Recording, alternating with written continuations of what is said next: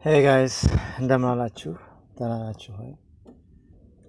Today I'm going to talk about unhappiness.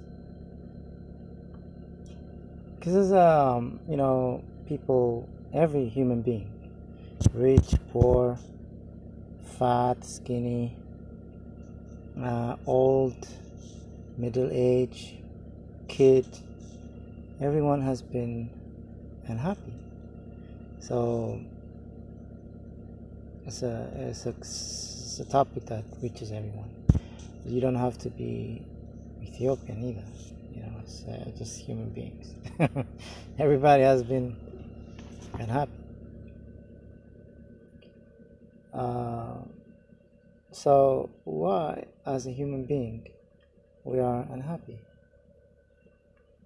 And why is it that we don't know the amount of unhappiness in our life? Because the amount of unhappiness in my life may not be equal, probably isn't equal to the amount of unhappiness in your life. So that means unhappiness differs from one person to another. This is interesting, right? So that means unhappiness is not a concrete thing. It's just, and unhappiness can switch even in one person. Let's say 2019 I was unhappy. My unhappiness was this much, and my unhappiness in 2021 will be this much. So or vice versa, and it could be less or more, whatever.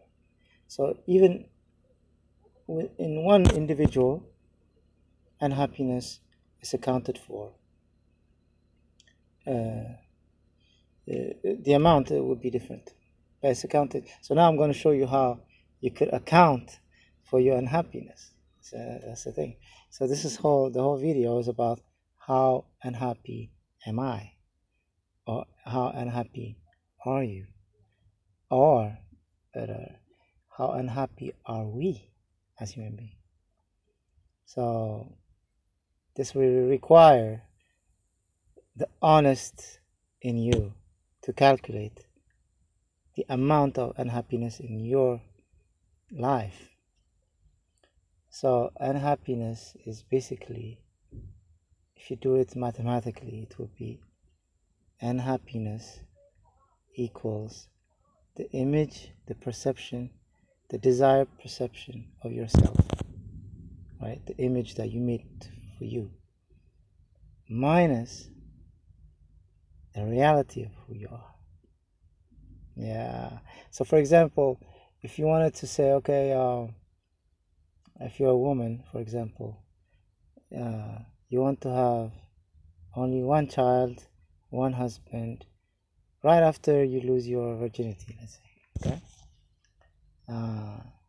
Turned out you had 200 boyfriends, 1,000 relationships, and then you have 5 kids. So now you didn't reach the image that would have made you happy, right? But now you're in a whole completely different. The reality is, you have been intimate with 1,000 people, and you have 5 kids. So now your unhappiness would be that much. So are you willing to accept that? Because that's reality. Reality is not going to change. Get it? So, for example, you have the image of Ethiopia that we want, right? And the reality. And then you have that many pissed off Ethiopians. So the image, the desired image of yourself, or the desired image that you want overall, minus the reality. So a lot of people, what they do is that forget reality. This is the image. I'm already there. In reality, they're not there. So constantly unhappy, and it's like የያሬድ ታሪክ ማለት ነው። የያሬድ ቅዱስ ያሬድ ታሪክ similar, not exactly. Tulu, he went up the tree, slides down again, and he doesn't give up, he goes all the way up again. Then that, so Kadus Yaris, by looking at this, he became like, I have to go back to my dad, and he became who he became. So it's true that if we had reached our desired image, then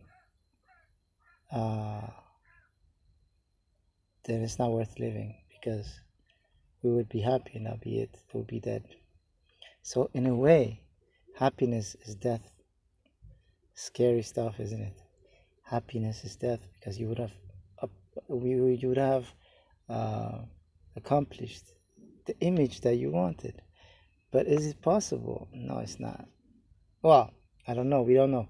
But the thing is, basically, if you have already reached that happiness level, then you would have died, because even if you continue living, then you need to have another image now, because you've already reached it, or even if you wanted to keep that image, then you wouldn't know how to live with it, because sooner or later you're gonna be either you're gonna slip